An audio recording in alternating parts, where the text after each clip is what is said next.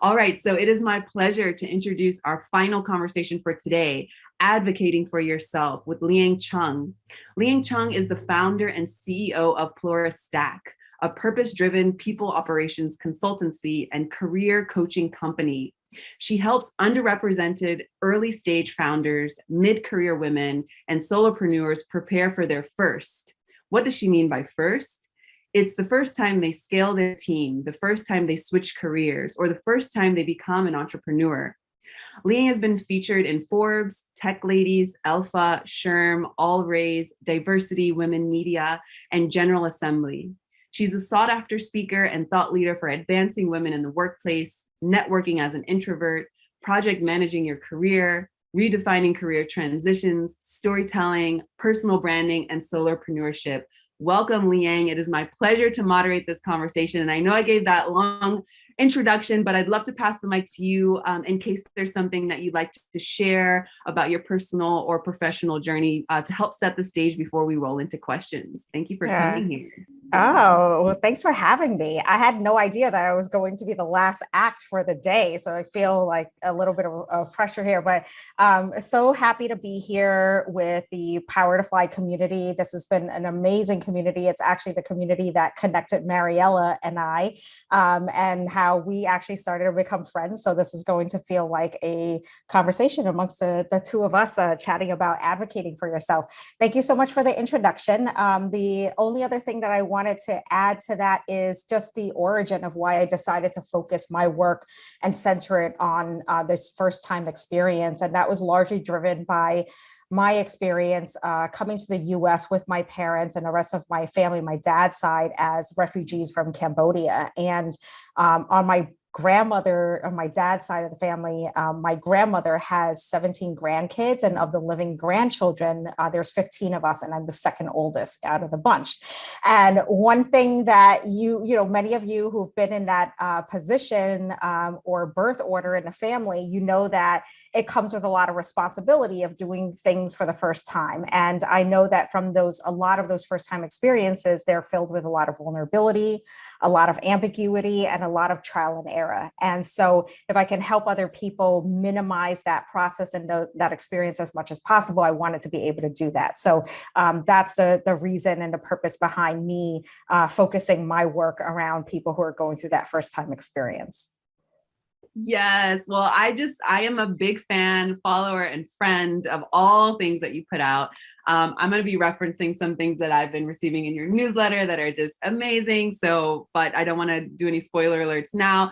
I just want to also mention for our live callers, please drop in the chat any questions or reflections that might come up throughout this conversation. I know we don't have much time, but we do want to highlight anything that is coming to mind as this is our final conversation. And I'm looking to have some fun here today with Liang as we just, uncover all the things that we can tap into to advocate for ourselves and each other. It takes a village.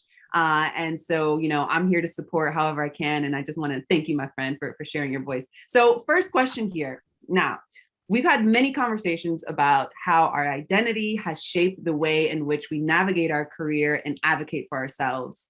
So how has your identity as an Asian American woman shaped how and when you advocate for yourself in professional spaces?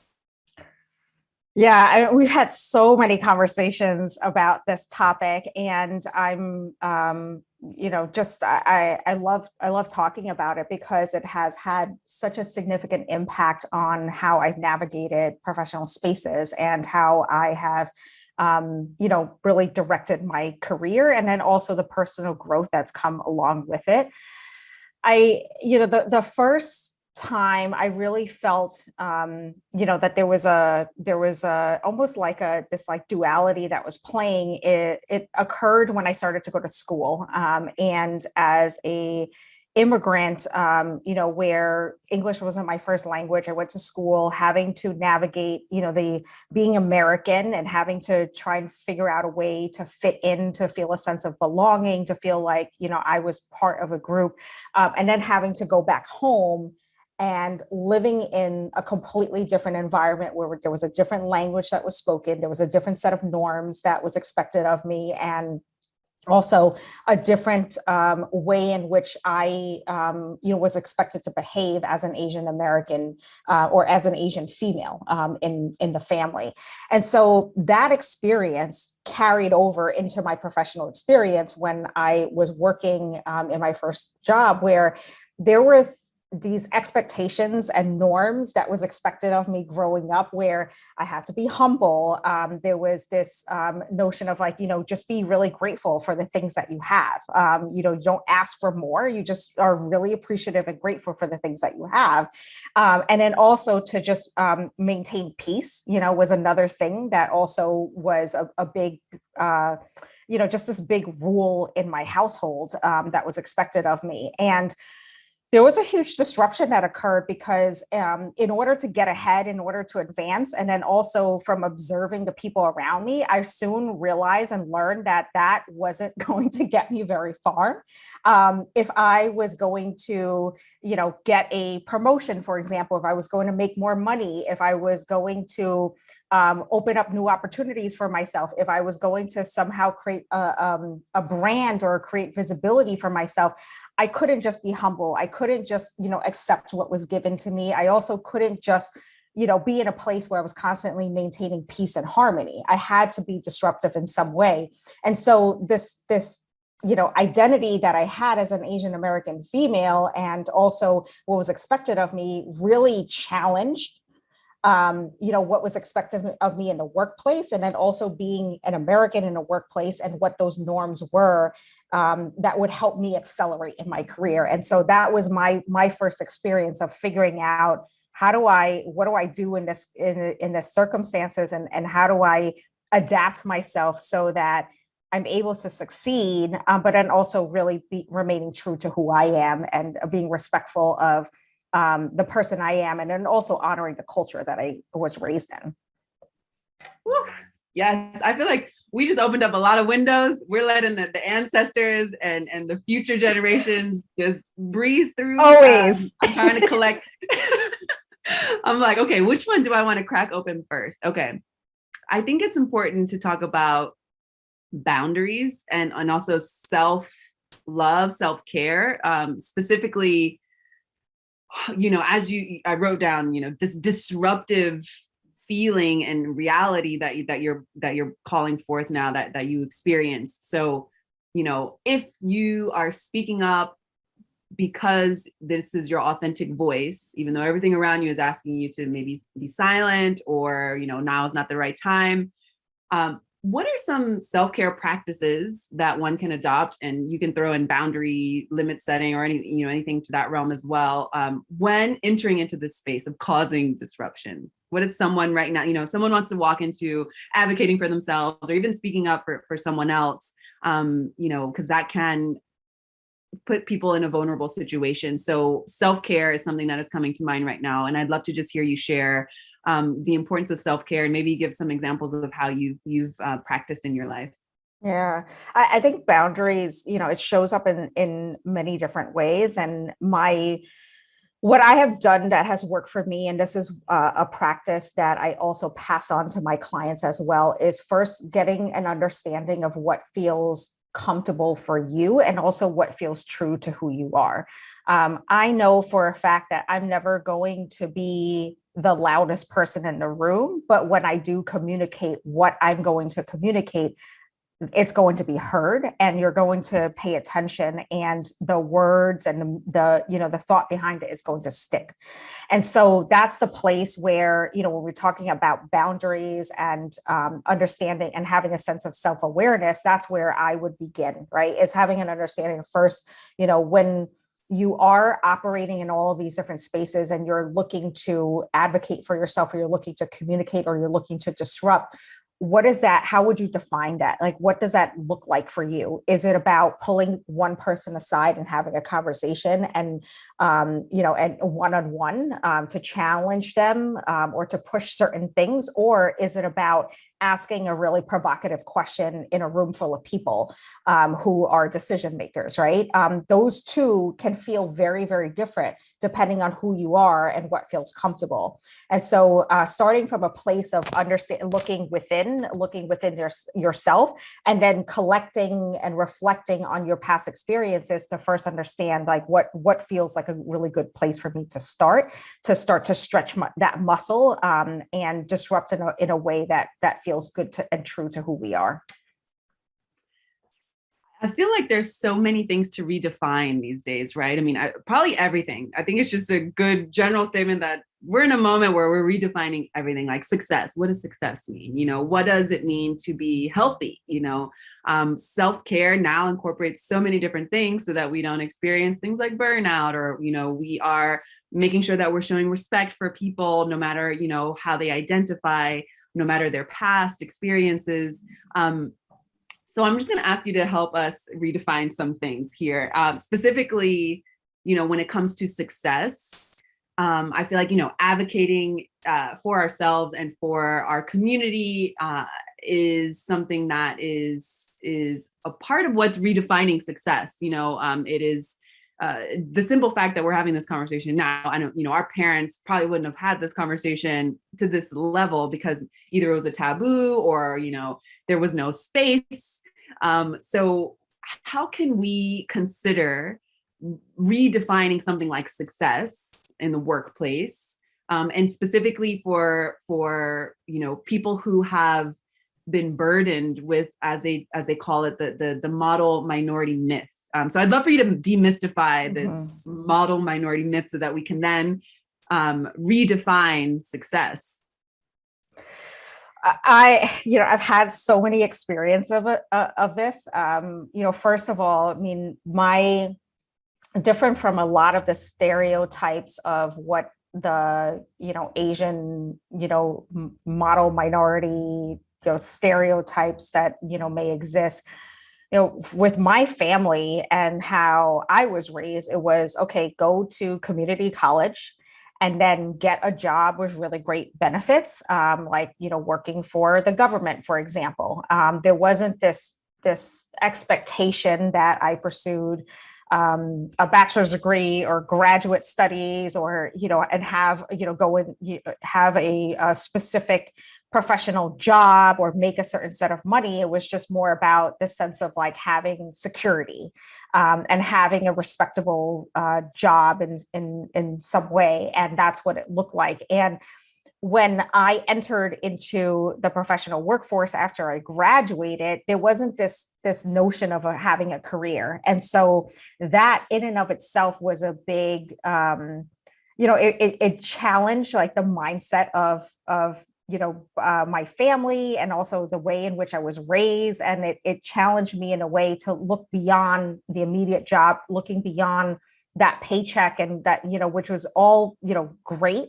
And it was something that my family was very, very proud of, but there was a lot more that I can do with that. And I figured out a way to navigate those spaces where I was constantly acting with a lot of curiosity and asking questions, and then also saying, well, raising my hand to volunteer, or to volunteer myself for different opportunities that would help me advance, to more recently challenging that sense of security again, where my whole family looked at me and said, well, you're so successful and you have a really great job, really great career. You've kind of paved the way for all of your cousins and your sibling, and you're doing quite well.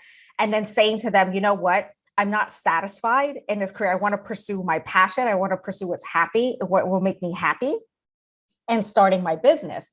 And for them, that was just a real moment, especially for my parents, where they said, well, why would you give up any of this to struggle? We struggled to get to this country, to bring you here, and then you finally, are in a place where you're living the American dream, and you're able to have access to all these things that we have only dreamed about, and you have it, and everything is going so well, and everything is so easy. Why would you give that up? And then what's this thing about pursuing your passion? Because for a lot of immigrant families, a lot of refugees families, it's not about pursuing happiness, it's pursuing the American dream, which is always rooted in this very economic, mindset of like making an excess, making a certain amount of money and having a certain lifestyle that you're living, and having a certain level of comfort, right? It's not really spoken in terms of like, are you happy? Are you satisfied in your career? Do you have balance? Do you feel like you're reaching into your soul and doing really meaningful and purpose-driven work? It's not about any of those things. And so for me to now take this pause in my career and then disrupt it in this way was very radical. But it was something that I felt was necessary. And it was something that really spoke to what was going on inside of my heart. And it felt like a really good moment to be able to do that. And so that was a way in which I, in my own way, found a path to disrupt this, this model minority myth, right? And that was created for me within my family. Yes, I love that. I love that you're sharing your story because, someone needs to hear this, or at least to know they're not alone, or people who feel like they don't have the energy or the opportunity to be disruptive. And I even feel like this word needs to be redefined, right? Because a lot of this, as you said, economically driven US focused tech world is like, let's disrupt at the expense of what? Our ecological safety and wellness, our mental health and wellness. Exploitation comes at the expense of success and disruption. But it's like, actually, I want to disrupt in a way that I can find joy and share joy and advocate for other people. So again, you are, just by living your life and living your truth, and using these, same words like, disrupt, to be disruptive, for Liang Chung is different for like, a startup that wants to be disruptive just to get some money. Right. And so how does the Chung family see this? It's like, but I don't understand, so they're probably some, let's sit down and have some coffee and talk about it. And let me rub your feet, make you understand this a little more. And everything takes time, right? It took time for them to embrace my career. It took time for them to embrace. I remember the first time I told my mom that I negotiated my salary, she was appalled that I would do that. She said, why, first of all, what was the first offer? And when I shared the number with her, she said, why, that seems like a really, really nice salary and a very nice life that you can have. Why would you ask for more? She said, what if they pull the offer from you because you're asking for more money? It was very challenging for her. And then when I went back and I said, oh, by the way, I got $40,000 more because I negotiated my salary in terms of total compensation. She goes, oh, you should do that more often. Like, it was this feeling of, it really opened up her eyes. And just like I am doing that now with my business and pursuing my, my entrepreneurial dream and pursuing my passion, the initial thinking was, why would you want to do that? Why give all of us up? Why not just be happy with what you have? And as the business grows and as I'm, starting to build traction and also, get all these clients, and then also she's seeing the sense of like freedom that I'm getting in terms of like having a much more flexible schedule and doing the work that really fills me. She's starting to see that, right? And that's how we turn that corner. I love that. Thank you for sharing, just a bit about your personal journey, and how it has been influential in your professional journey as well. So I'm pulling a very important piece out of this puzzle that I'd love to just hear you speak about, which is a support system or a community to, help mirror back to you that you are doing the right thing by listening to yourself. So in one of your pieces, first of all, I recommend folks sign up for your newsletter. We dropped your website in the chat as well as your LinkedIn, so please look out for that. You spoke to the fact that closed mouths don't get fed. Mhm. And you wrote, when in doubt, ask for a second opinion. Having access to a person, or in this case, a community of people that you can trust, can help you process what is happening and determine your next move. I'd love for you to just, highlight the importance of um, let's do both. The importance of solitude, because that's important, right? We need to be with ourselves, to listen to ourselves and tap into our authentic selves, but then also to have this other part, which is, the external. And I know you've talked about, being an introvert and how to express yourself as an introvert, but so actually I think that's also an interesting intersection to say, as an introvert, then seeking support from an external community, the importance of that. So can you just speak to external support, whether it be your family, your colleagues, the people around you, to help you understand how to advocate for yourself? Yeah. Well, as a, you're right. I speak about this often about being an introvert, and when you are an introvert, there are all these different filters that you go through in your mind, and you tend to analyze a lot of things, and sometimes that can derail me from making the right decision. Sometimes it could really prevent me from taking risk, and so I rely on having a sounding board and people that I can go to who not only care about my success, but also support me in different ways and will openly challenge me to stretch myself. And so I have access to so many different communities of predominantly women, a ton of community people within my community who are solopreneurs, women who have advanced in their career professionally, people who are cheering me on and supporting me as I pursue,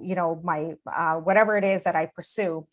And so I go to them to seek their guidance, to say, this is something that I'm struggling with, or this is something that I'm thinking about, or this is something that, presented itself and I'm not quite sure what to make of it. And I rely on those communities and their insights because it allows me to get away from whatever's going on in here that could be trapped in here, that can get really tangled, and it could really prevent me from being able to move forward. It could really prevent me from losing sight of some of really amazing opportunities, and then also to push me, right? The reason why I wrote about that is because the person that was part of one of the communities I belong to was second guessing herself about asking to, about her compensation, about a specific opportunity. And what she learned by seeking advice from the community was that, people were saying, yeah, speak up for yourself. Your work has value. And that value needs to be met by the people who are gaining something from you. And when she went back to ask for her value, to ask, that, she get compensated for some the work and the advice that she provided, there was an immediate yes. And there were no questions, there was no challenge to it. It was almost like they just assumed that, of course, she would charge for this, right? And so it was just this really powerful lesson of, one, the importance of having access to people who are looking out for you, who are really going to push you. And if you don't have those communities, then find one. And if you can't find one, build one yourself. I'm a huge proponent for, if there's something that doesn't exist that you want, then build it yourself. And then two, to feel, comfortable once you have access to those communities, to leverage those communities, right? To gain access to their perspective and rely on them to push you so that you're really advocating for yourself. Yes, I love this. So Courtney writes that this has resonated so much, and thank you. So I'm glad that you all are listening live, and that this is, food for the soul, food for the mind. And well, we've got about 5 minutes left. So I would, like I said, please go and follow Liang on LinkedIn and check out her website to continue the conversation. But for those who might find themselves in a bind, maybe they are looking for ways to speak up for themselves or for others. And I want to say specifically for women and non-binary people in the Asian American and Pacific Islander community who have tried to advocate for themselves, but still have not received the support, the recognition, or the visibility that they feel like they deserve. What advice do you have for them right now? Mm. So I think starting from a place where you can leverage the platforms that you do have access to that are within your control to start to communicate and advocate for yourself in different ways. I An example of this is, for me, I wasn't on social media before I started Pelora Stack. I didn't enjoy, I just didn't embrace social media, and I had to get comfortable with it. And what I have found is that it's a platform where it's solely me. It's not me thinking about speaking or posting about something and then sending it off to someone to review and approve and then make edits and then feeding that back and then presenting it. It's purely my voice. It's purely something that speaks to that moment in time of what I'm feeling and what I'm thinking about, and it's something that I can control. And so I, have leveraged that platform in a way where it's really garnered the attention and support, and allowed me to connect with so many people, whether there are people who needed my guidance and help from a business perspective, or a client and coaching perspective, to people who just needed someone that provided, a representation. I have had people in the Cambodian community reach out to me and say, I'm so proud when I see you on LinkedIn, because you're my people, right? And you're representing us. And I just don't see that very often. And so it makes me very happy when I see your face and I see you talking about the work that you do, and celebrating the success that you've had. It's really important. And my newsletter is an extension of that. It's a private community that's solely mine. And I really love expressing what is going on in my week in the form of long form writing. It's allowed me to express myself creatively, and it's allowed me to reach a very private audience, to speak to them, and also to have a conversation, have a dialogue about different things that we're feeling that we may not necessarily feel very comfortable talking to other people about, and normalizing, those feelings, and what's, how we're navigating the world, and how we're responding to different things that are happening to us in our career and in our professional life, and in these intersections of different spaces that we happen to belong in. So it's just been really powerful. So if there's any way that you can leverage a platform where it's solely yours, that you can communicate your voice, your brand, who you are, your thoughts, in a way where you don't have to run it through any kind of filter with somebody else, start there. Yes, this is beautiful. I mean, I'm like, do you give classes on like how to do like conscious social media, if that's even a thing? Because clearly you have mastered that. And like I said, I'm a big fan of the work that you post, and sharing your newsletter. And I definitely recommend folks to, follow your work. And just for those who don't have access to the chat, who might be rewatching this, can you just say out loud how they can connect with you? Yeah, so I am on LinkedIn. So please connect with me on LinkedIn. You can also follow Pelora Stack, which is my business, on LinkedIn and Instagram. And then the newsletter that Mariella is referring to, people love the newsletter. It's just a weekly career-related newsletter that I send out every Thursday. So if you're interested in signing up for that, there's a form for it on my website, www.pelorastack.com. Well, Liang, I'm just so happy that you were the one to close us out for today. So thank you so much for sharing your knowledge, and enjoy the rest of your day. We'll be in touch. It looks like the sun has set now on our conversation. I can now go home and be a happy person now that I have finished this conversation with you, Liang. So thank you so much again.